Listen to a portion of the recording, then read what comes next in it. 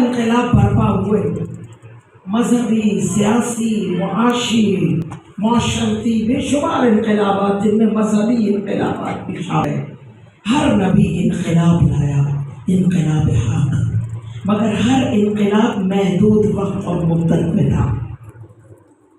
سر سمر میں بھی پتھر پھینکے تو ایک دائرہ بنائے، جتنا زوردار پانی پھینکے اتنا بڑا دائرہ بنتا ہے حرکت و اضطراب کا۔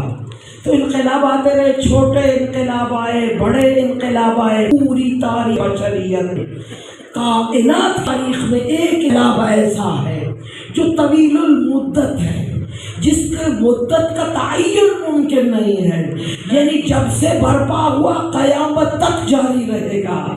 اس عالمی آفاقی انقلاب کا نام انقلاب کربلا ہے۔